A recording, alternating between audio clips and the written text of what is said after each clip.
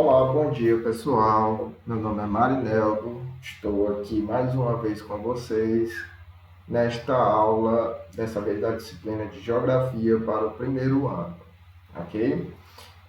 Como vocês devem ter visto o nosso cronograma, nós vamos ter 4 aulas de Geografia e eu dividi o conteúdo entre essas 4 aulas, ok? Hoje, dia 11, nós estamos tendo a nossa primeira aula sobre hidrosfera e a dinâmica das águas continentais. Então, sem mais delongas, vamos começar a nossa aula.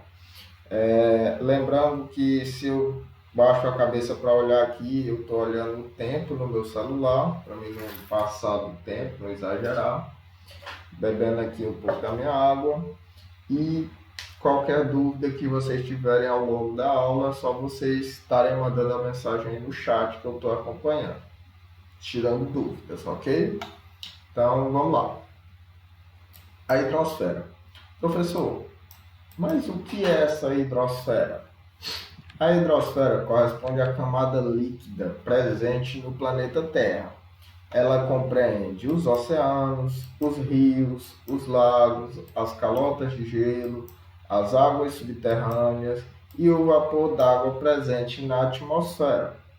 A água, por meio de uma movimentação constante, é deslocada de uma área do planeta para outra.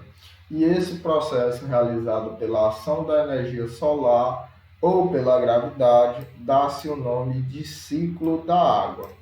Já já nós vamos ver o que é causado pela energia solar e o que é causado pela gravidade. Mas antes disso, nesse primeiro momento nós não vamos nos focar muito nos oceanos, porque capítulo 6 foca mais nas águas continentais. Capítulo 7, aí nós vamos ver mais a parte dos oceanos no capítulo 7, ok? Esse 7 ficou meio feio aqui. Deixa eu apagar aqui.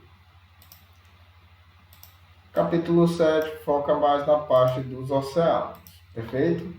É um assuntozinho bem simples, não tem muito segredo, não tem muita dificuldade. Então vamos lá. Como a gente estava falando, o que é esse ciclo da água? A água, enquanto existir o nosso Sol da maneira que ele está lá no nosso sistema solar, a água está num ciclo praticamente infinito.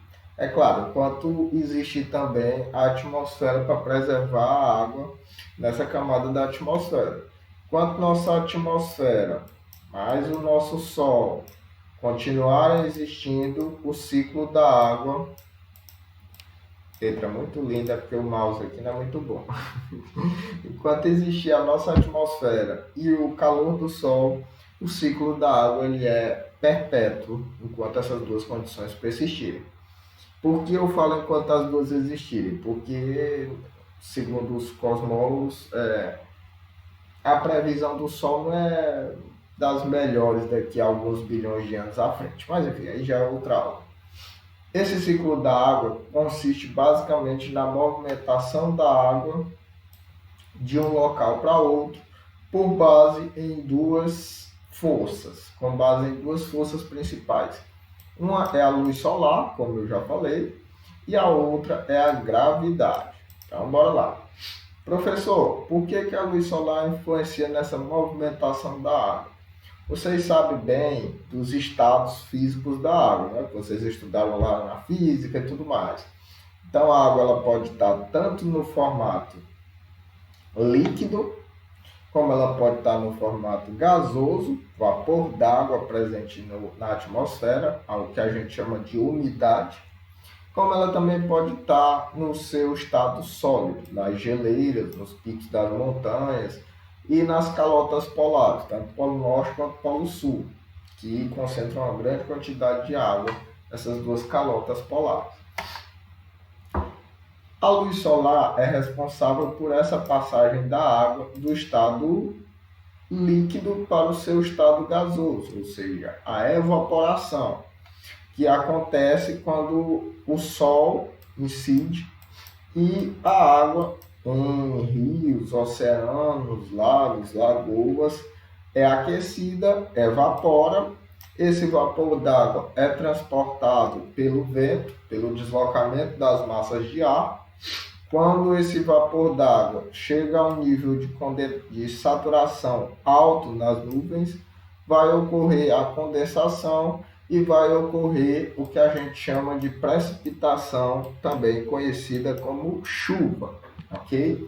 Então, esse ciclo é perpétuo. Quando chove, a água vai cair na superfície, né, que ela não pode subir, então ela vai cair por causa da ação da gravidade, e ela vai reabastecer os rios e o oceano.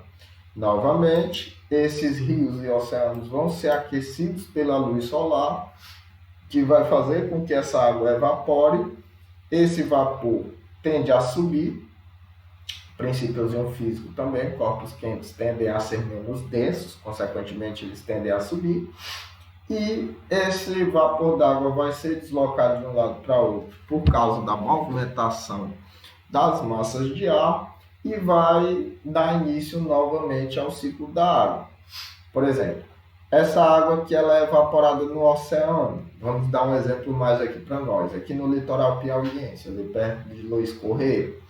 Essa água que é evaporada no oceano, no território piauiense, ele é trazido para essas regiões mais interioranas, Piracuru e outras cidades do Piauí, e há essa precipitação, essas nuvens descarregam essa água que evaporou do oceano sobre essas cidades do interior, abastecendo nossos rios, lagoas, lençóis subterrâneos e por aí vai, ok? Então, é assim que acontece o ciclo da água. Essa transição de um estado físico para o outro faz com que ela se movimente e se renove. Muito importante, porque quando a água evapora, ela passa por um processo natural de filtragem, ou seja, ela deixa muito dos seus elementos de poluentes nesse processo de evaporação, mas só mesmo os elementos básicos da composição da água.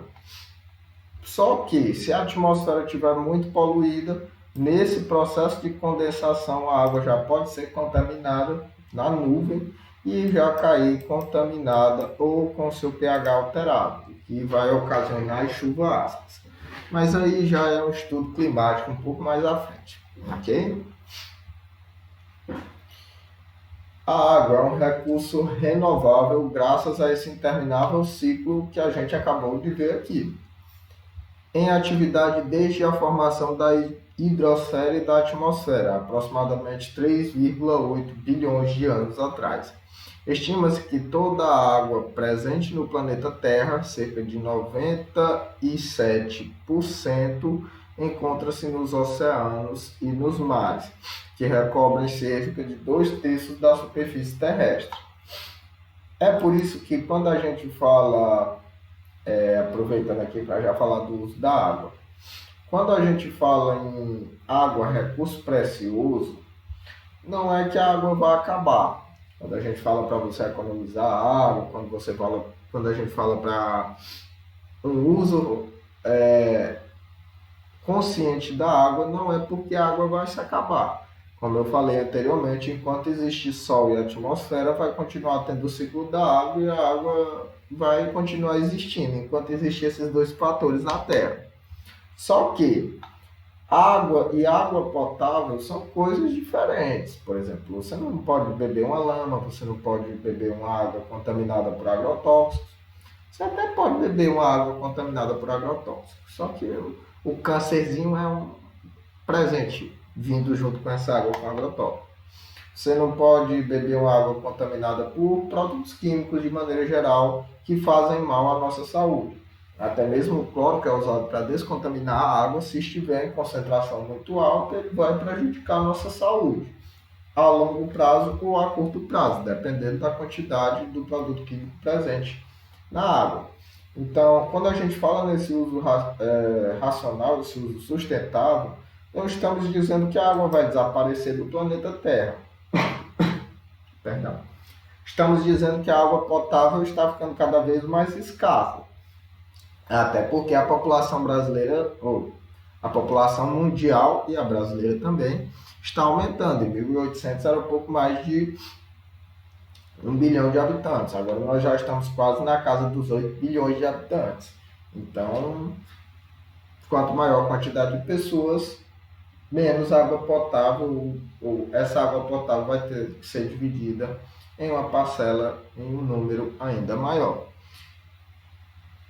Essa água potável, hoje em dia, é um dos grandes problemas que nós temos. Há algumas iniciativas, é verdade, por exemplo, algumas iniciativas para dessalinizar a água dos oceanos, ou seja, tirar o sal, filtrar essa água oceânica, para que ela se torne potável e as pessoas possam usar. Só que esse processo ele ainda é um processo muito caro e geralmente muito restrito ao litoral, porque, por exemplo, vamos supor o centro-oeste brasileiro, que fica a alguns milhares de quilômetros de distância do litoral. Para você fazer uma tubulação, para levar essa água do oceano dessalinizada até uma grande cidade no centro-oeste brasileiro, isso é muito caro, essa água sairia muito cara. Então, se tornaria assim, um produto ainda muito inviável. Mas alguns países já têm projetos muito avançados nessa área, como por exemplo Israel, entre outros. Então, o ciclo dessa água, desse total de água do nosso planeta, 97% é água salgada. Então, os recursos investidos na dessalinização são positivos, só que por fatores geográficos não são garantia de abastecimento para todo mundo. Como eu falei, a questão da distância ainda é um impedimento e principalmente um gerador de custo a mais. E a galera aqui no Brasil não são lá muito ricos assim, tudo mais, né?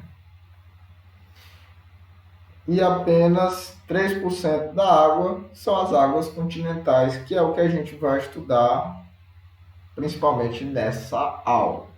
O ciclo hidrológico tem papel fundamental na alimentação dos rios, dos lagos, faltou lagoas aqui, dos oceanos e das águas subterrâneas, na transformação do relevo, processo de erosão causado pela chuva, e na manutenção dos ecossistemas terrestres, plantas, animais, nós, todos os seres vivos dos principais ecossistemas dependem da água. Na verdade, se existe alguma bactéria que consiga sobreviver à água, eu não estou bem lembrado. Aí você pergunta aí ao seu professor de biologia que ele pode lhe explicar de maneira mais detalhada. Mas os seres vivos complexos, né, multicelulares, todos nós dependemos de maneira direta ou indiretamente da água. Porém, este ciclo não distribui os recursos hidrológicos de forma igualitária pelos continentes, ou mesmo pelo interior dos países. Ou seja, o ciclo hidrológico ele não, digamos assim, distribui essa água de maneira igual ao longo do planeta Terra, por vários fatores, que aí já entra nos fatores climáticos, que nós não vamos nos alongar muito, porque senão nossa aula vai ficar mais de climatologia do que de hidrologia, na verdade. Mas fatores como a quantidade de sol, fatores como o próprio relevo pode influenciar, circulação das águas oceânicas, circulação dos ventos, entre outros fatores influenciam nessa distribuição desigual de água. E como a população do mundo também está distribuída de maneira desigual ao longo do planeta, isso gera uma certa escassez de água em alguns locais. Por exemplo, essa região aqui do continente africano é a região saariana com a subsaariana, ou seja, a região onde fica principalmente o deserto do Saara. Aqui no Oriente Médio não, meu mapa foi muito... Deixa eu circular de novo aqui. Essa região aqui, região saariana, é uma região que naturalmente já tem uma escassez de água, ou seja, é uma região muito pobre em água. Isso explica esse gráfico aqui, o motivo desses países estarem tão críticos no gráfico. Esse gráfico mostra a disponibilidade de água no mundo e ele vai mostrar essa disponibilidade de água no mundo em metros cúbicos per capita por ano, ou seja, na disponibilidade dessa água para cada habitante, levando em consideração a população, ok? Países como a Índia, países populosos como a Índia, tem sempre um problema muito grande nessa questão da distribuição da água, porque é muita gente, como a gente falou, os recursos são limitados, principalmente a água potável é algo muito limitado. Região do Oriente Médio, também principalmente fatores naturais. Região europeia, também além de fatores naturais, nós temos concentração da população, o que faz esse número decair. Numa próxima aula, nós vamos estudar hidrografia, particularmente do Brasil. Por isso que nessa aula eu não vou me ater muito a esse detalhe. Na próxima, nós vamos focar exclusivamente nisso. Distribuição das águas continentais. Cerca de 0,9 da água continental está em solos, pântanos, solos gelados e umidade do solo. 0,3 apenas da água continental que são os nossos rios, lagos e as lagoas. Lembrando que esse gráfico aqui está sendo tirado de apenas 3% do total da água. Lembrando, deixa eu botar aqui a caneta, do total de 100% existente de água no planeta Terra, 97% é água oceânica, que não está entrando nessa contagem. E os 3% que sobram de água continental estão divididos da seguinte maneira, ok? Então, os rios e lagos não são 0,3 de um total de 100% da água disponível no planeta. Esse 0,3 é sim sobre os 3% da água continental, ok? Então, é uma porção ainda menor da água. Desses 3% do total de água continental, 29,9% é água subterrânea e 68,9% aproximadamente são as calotas polares e as geleiras. Lembrando que, por exemplo, quando a gente fala em calotas polares, nós estamos falando do continente ártico e do continente antártico, ok? Só lembrando, as águas continentais são representadas por lagos, lagoas, rios, águas subterrâneas e geleira. Primeiro, diferença de laguna, lagoa e lago. Em primeiro lugar, vamos estabelecer a diferença entre laguna e os outros dois tipos, ou seja, a diferença entre laguna, lagoa e lago. Enquanto o lago e a lagoa são porções de terras com altitudes inferiores ao ambiente circundado, ou seja, é o fundo de um relevo que acumula água, o fundo de um vale, um local entre duas elevações,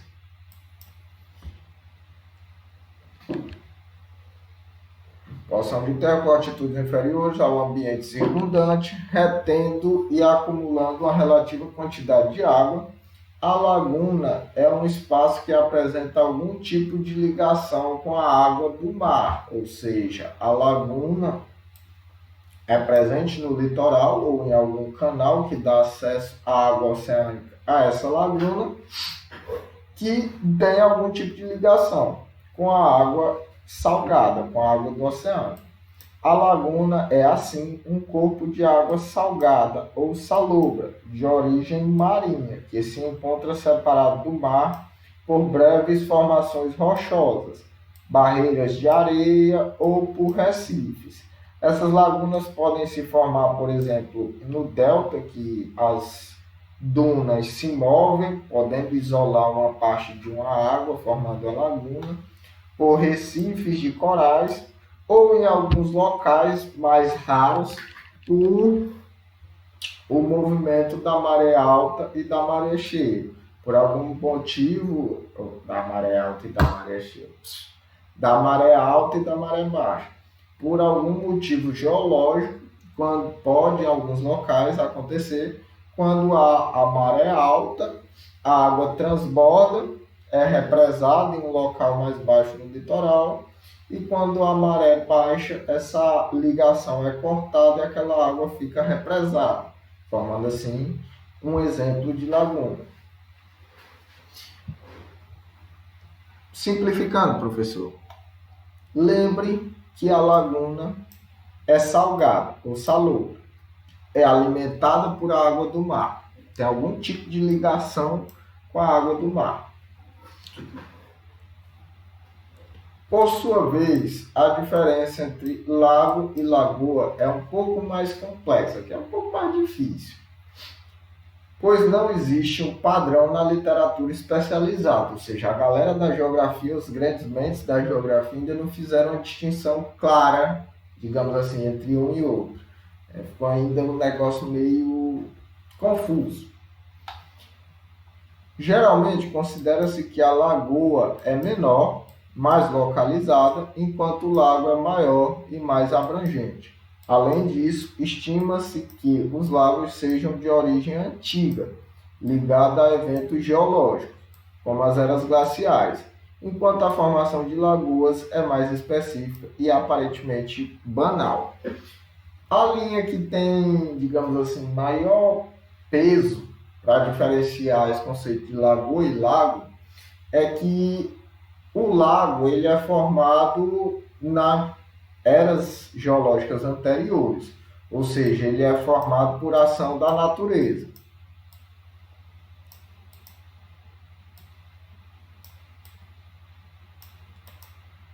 Formado por a natureza. Grandes porções de água formadas pela natureza. Lagoa, pequenas porções de água, seja elas formadas pela natureza ou pela ação humana. Alguns autores até dizem que se é criado a partir da intervenção humana, se foi o ser humano que criou, automaticamente estaria no conceito de lagoa. Por exemplo, represas, açudes seriam exemplos de lagoas, ok? E lagos seriam grandes formações de água, grandes corpos d'água formados naturalmente por eventos geológicos, ok? Água subterrânea, esse aqui é o conceito mais fácil que tem. As águas que se infiltram no solo e que penetram devido à ação da gravidade, ou seja, a gravidade puxando a água em direção ao interior, em camadas profundas do subsolo, atingindo o nível da zona de saturação, ou seja, o lençol freático, são denominados águas subterrâneas. O solo e a estrutura geológica participam do ciclo hidrológico como grandes reservatórios de águas. Se a gente for olhar aqui, da água continental, cerca de 30% dela, praticamente 30% dela, está nas águas subterrâneas, ou seja, está abaixo do solo. Os chamados aquíferos, o solo e a estrutura geológica participam do ciclo hidrológico como grandes reservatórios de água. Os chamados aquíferos, que abastecem a vazão dos rios, são suscetíveis de extração e utilização, como por exemplo o aquífero Guarani, que é muito famoso. Nós temos a descoberta recente de um grande aquífero na região amazônica, que ainda não está sendo muito utilizado, porque boa parte dele está abaixo da floresta amazônica. E para derrubar a floresta amazônica, para fazer qualquer exploração na floresta amazônica, é sempre muito complicado, um processo muito complicado por motivos bons, por bons motivos. A floresta amazônica é muito importante para o nosso planeta Terra. Infelizmente, alguns governantes não se dão conta da importância desse tesouro verde que tem nas mãos, né? Mas enfim, aí já é outra aula, já é outra discussão. Os aquíferos são depósitos de água constituídos por rochas e solos, que em razão de particularidades, boa porosidade e permeabilidade. Professor, o que é essa porosidade e essa permeabilidade? A porosidade é quando nós temos um solo parecido com uma esponja dessa sua de lavar louça. Você pode observar a sua esponja de lavar louça. Você pode estar até indo aí na cozinha pegar uma agora. Dá uma pausa na aula aí e vai lá pegar. Essa esponja, você pode observar que ela é cheia de buraquinhos, espaços entre a borracha, espaços assim, tipo bolinhas. Isso é porosidade, é quando o objeto ele não é compactado, ele não é como uma mesa dessa, por exemplo, que não apresenta espaços entre elas. Por exemplo, essa camisa tem certa porosidade, nós temos pequenos espaços entre um fio e outro.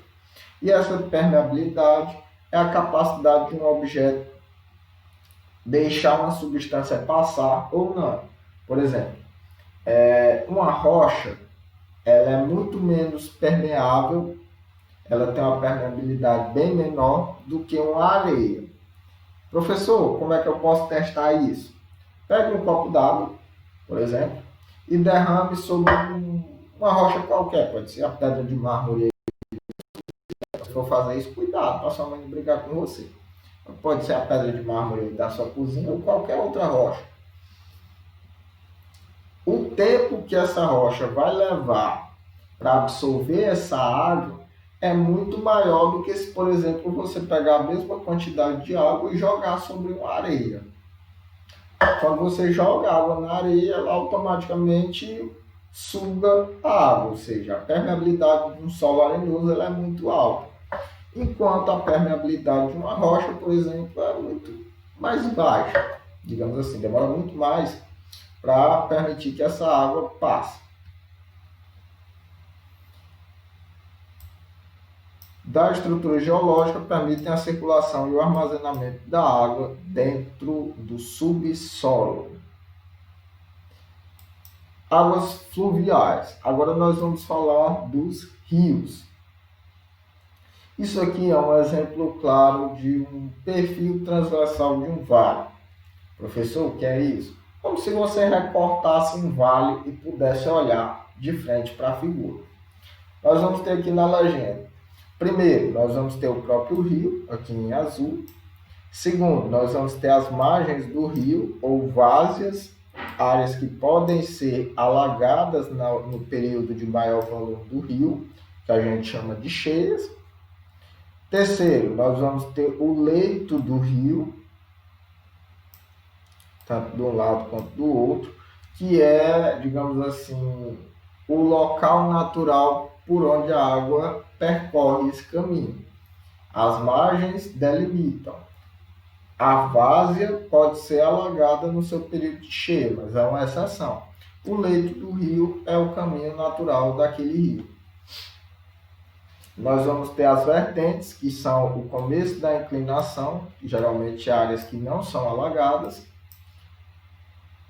E nós vamos ter aqui em 5 os divisores de águas. O que é isso, professor?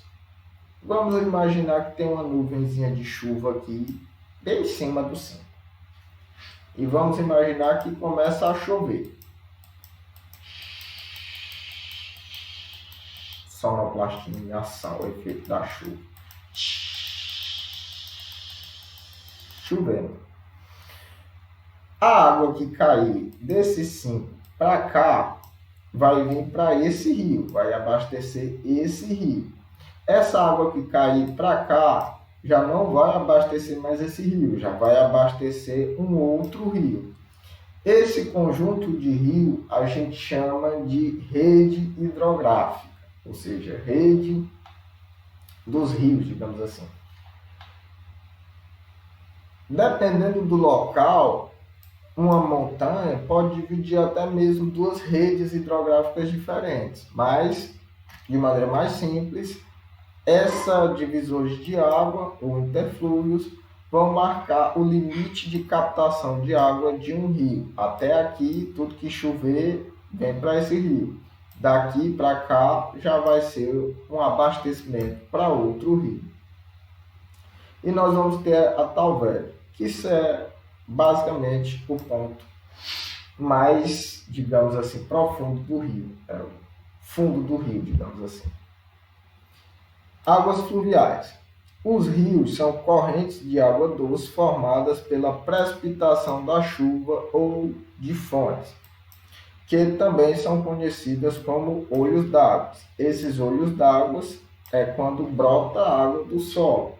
Essa água do solo vem dessas águas subterrâneas que a gente já estudou, ou do lençol freático, ou de algum aquífero, ou olhos d'água.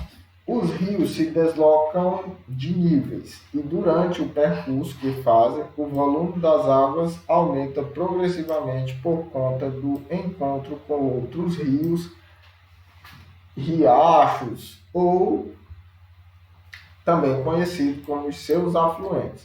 Por exemplo, o rio Piracuruca, ele começa geralmente na Serra do Ceará, ali, vem fazendo esse percurso, recebe água de outros rios e mais à frente o Piracuruca já vai desaguar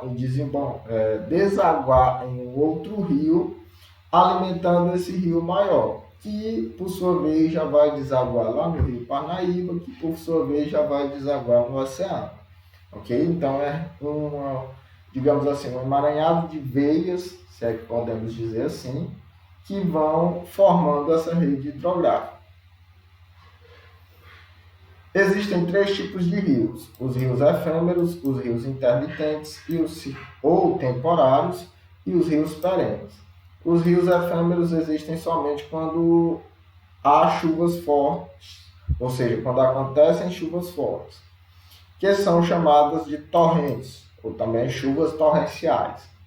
Os rios intermitentes são aqueles cujos leitos secam ou congelam durante algum período do ano. Aqui no Nordeste é mais provável ele secar, né? Ele congelar aqui acontece muito, assim, com muita frequência. Mas em zonas frias, por exemplo, o rio ele não seca durante um período do ano, ele simplesmente congela e para a circulação da água. Assim. Enfim, isso são rios intermitentes. Já os perenes são aqueles que correm durante o ano todo. A vazão de um rio é medida pelo volume de água que escoa em determinada seção, ou seja, parte, por um período de tempo definido. A unidade medida mais comum para a vazão é a de metros cúbicos por segundo, ou seja, quantos metros cúbicos está passando a cada segundo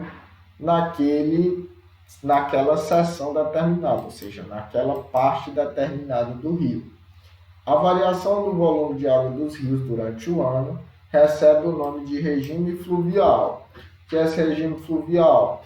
É essa oscilação do volume de água. Vamos supor, até março o rio está num volume.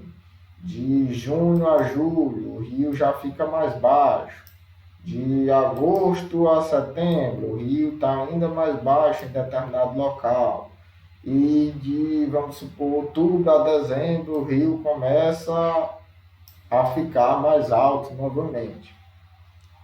Essa oscilação do nível do rio é o regime fluvial. Esse regime depende do tipo de alimentação das águas e pode ser classificado como regime pluvial, quando as águas dos rios são alimentadas pela chuva, ou seja, quando essa oscilação do volume do rio acontece por causa da ação das chuvas, sonoplastia novamente. Ficou mais uma caixa de baibão do que uma chuva, mas enfim. Regime nival, quando as águas dos rios são alimentadas pelo derretimento das neves, picos de neve em montanhas, o que também é muito normal aqui na Piracuruca, aqui no Piauí, né? E o regime misto, quando há uma alimentação através das chuvas e da neve, ou seja, quando o rio é abastecido tanto por derretimento de neve, por exemplo, como também por chuvas, ok?